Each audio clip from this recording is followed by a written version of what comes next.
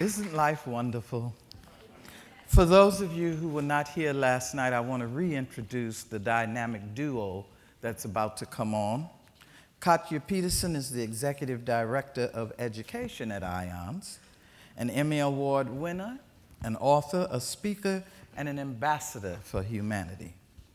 Alan Pierce has worked at IONS for 3 years. He is a research associate and program developer.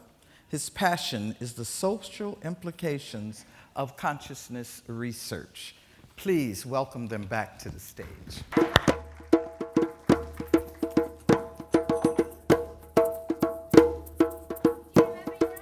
Did you bring your eggs? We got 2 up here. I want to hear them. I'm not hearing very much. I'm shaking.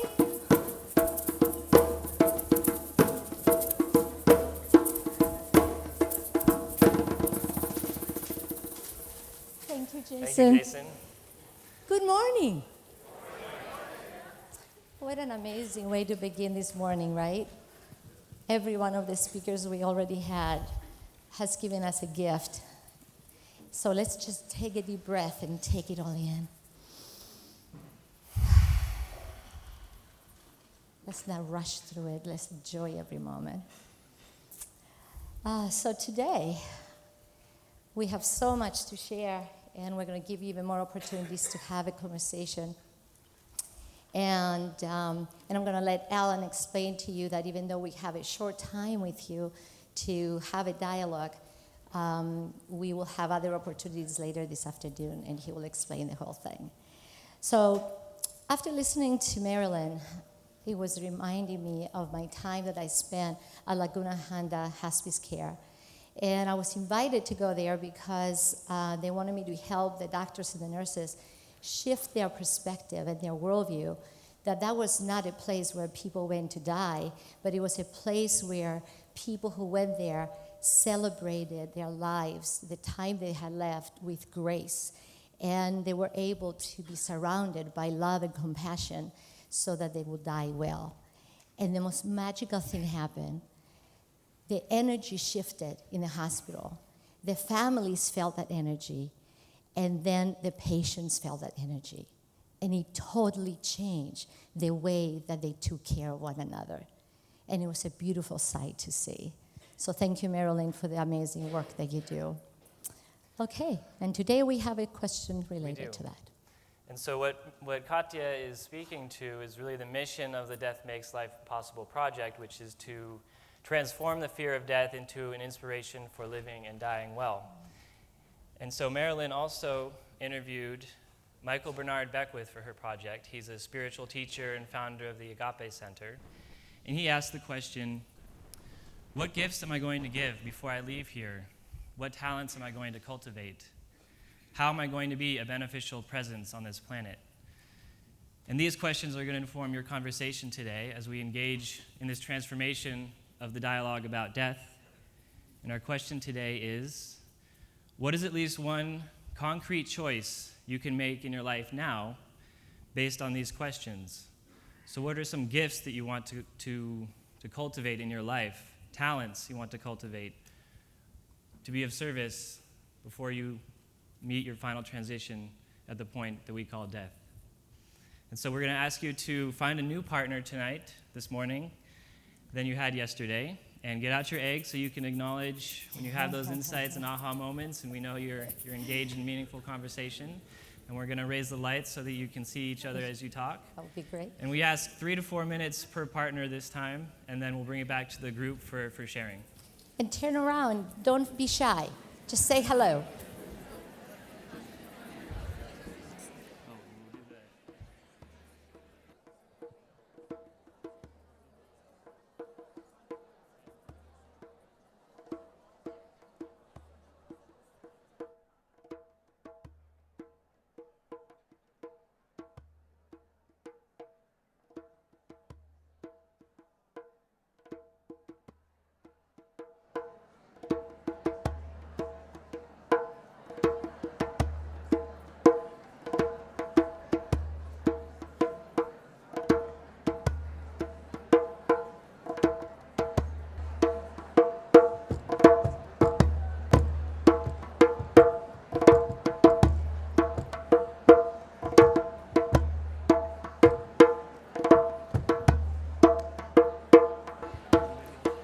Okay, everybody. Go ahead. Do we need this?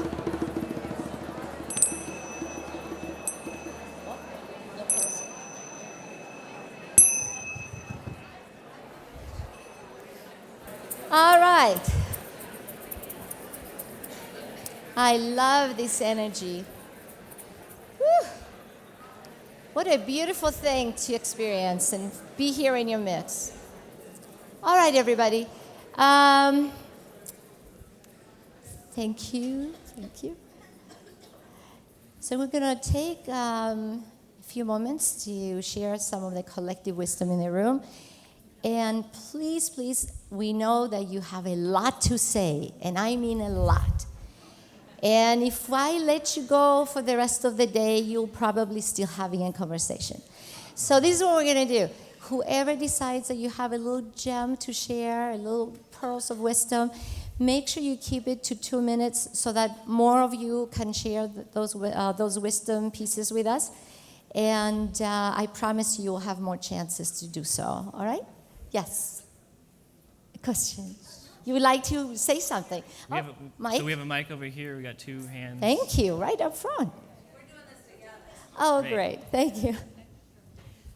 So we talked a lot about all the things that we're already contributing in our lives and all the activity, and we both realized that what we really have to do is our own self-care. And because we're already out there with the top paragraph, we're already out there doing all that stuff. Yeah. So self-care came up, and as we worked together with this, we came up with, we got it down to being really concrete. So for me, it was literally sit down in my blue chair and write. Oh, I love it. Yes, and because we are very much in service and change agents within our communities, for me, it is to embody the lion.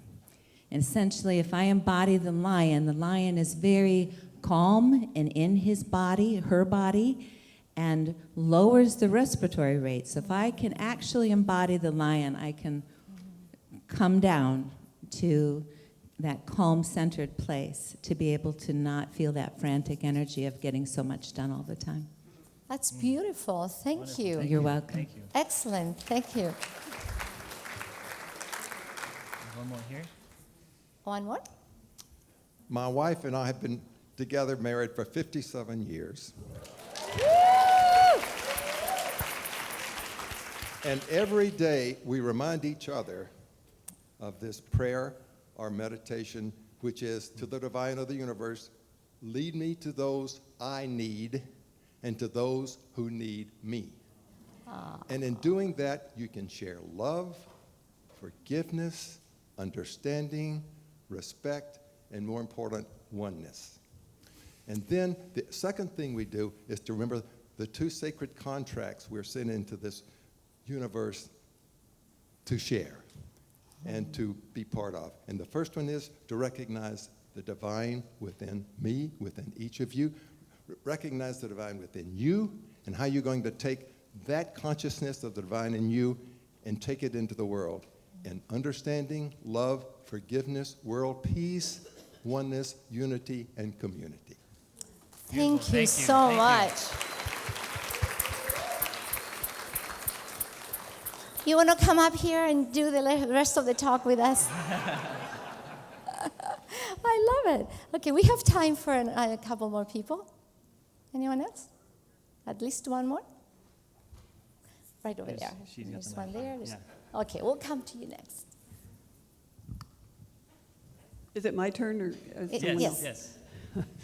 I've had the fortune in the past of when our mother passed over, we learned that there is a woman up in the area near Petaluma who has, I'm very sorry, I can't remember her name and I can't find the little paper, but I do know where her mother lives. The woman has a facility for the kind of home burial that used to happen. It is legal. She helps you through the whole process of all the paperwork that must be done legally to bury somebody from your home. We made a beautiful angel container. We went and bought a box and decorated it. Her great-grandchild decorated it. And then we took the body to the mortuary. They embalmed it. No, I'm sorry. Thank you. I'm so glad you recognize my voices with my hands. They made it into ashes. We combined them with our father's ashes, took them out to sea. They can be legally, of course, we know that. They can go out and be put in the sea, and the fish are quite happy. You have to be in California, you have to be 2 miles offshore in order to do that legally. I'm sure there are other ways that people do that.